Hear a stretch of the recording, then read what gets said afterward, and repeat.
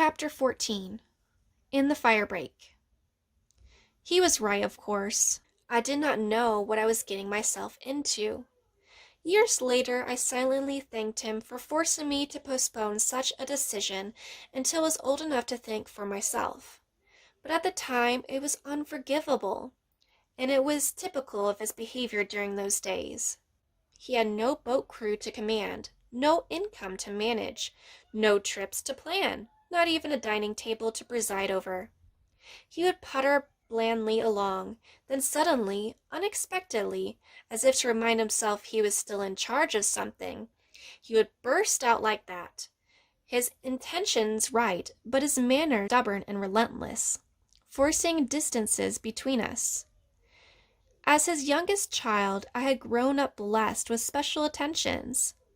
Now, more and more, I found myself cut off from him. When I needed reassurance, I would get it from Woody and Jizu, or from Mama, who had more of herself to give by this time. Then, one afternoon, there came a moment when I was cut off from both of them, Papa and Mama together. It wasn't loneliness I felt, or isolation. They were still within reach. Rather, it was the first brief flicker of total separateness. It could have occurred anywhere we had been living. I'd reached the age. This scene happened to be set in one of the firebreaks of Manzanar. My oldest sister Eleanor figures in it. She lays in the camp hospital trying to give birth to a baby she had thought she'd be having in Reno, Nevada, where she and her husband Shig had relocated in 1943. Through friends, they had found a house there, and Shig lined a job in a restaurant. Early in 1944, the government decided that Nisei should be eligible for selective service, like all other American citizens.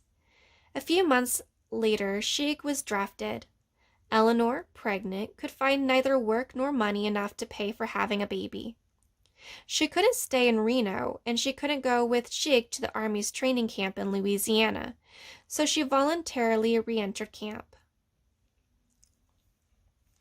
When she went into the hospital, it was a time of great anxiety in our family. 2 of my other sisters had born children there.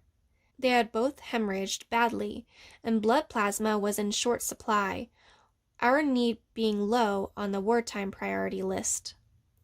Our sister might have died had not Woody provided blood by direct transfusion in the case of a sister-in-law of ours who had miscarried and hemorrhaged. No one was able to arrest it in time, and she just bled to death in her hospital bed. These memories were very much with us. Papa, in particular, was worried. Eleanor was his oldest daughter, and this was her first child. Her husband had gone to Germany with an infantry division, and now she was struggling through the second day of a difficult labor.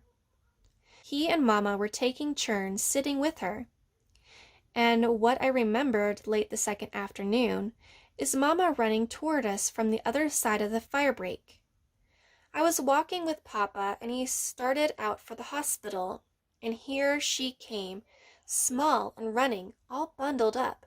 It was December, shouting, "Ko! Ko!" making little puffs of frost in the icy air. I looked at Papa, and his face had filled with terror. He tried to run to meet her, but could barely keep his stride. His look filled me with terror, too. I was sure Eleanor had died in the hospital. Our fear must have held back Mama's progress. It seemed we watched her run for minutes across the stretch of cleared sand. There was room enough for a football game or an entire parade. In my eyes, then, was a threatening openness, a no man's land. We met her in the sand. Mama's breathless, small in front of him, looked up saying, "Ko! Ko! It's a boy!" His face gave way. His eyes filled. "A boy?" "Yes." "And Eleanor?" "Yes, okay. Okay. They're both okay." His tears let go, unchecked. Mama was already crying. She began to talk excitedly, jabbering the details. As the news sunk in, my fear was replaced by an odd detachment. The burden fell away, leaving me afloat, and I was a spectator witnessing the nearest to a love scene I would ever see between them. My own perception removed me from it.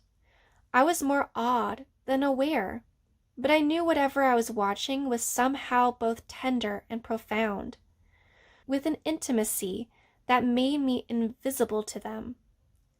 Papa put an arm around her, needing her support. He was wearing the rust-colored turtleneck sweater he used to take on fishing trips, the one she had knitted for him before the war.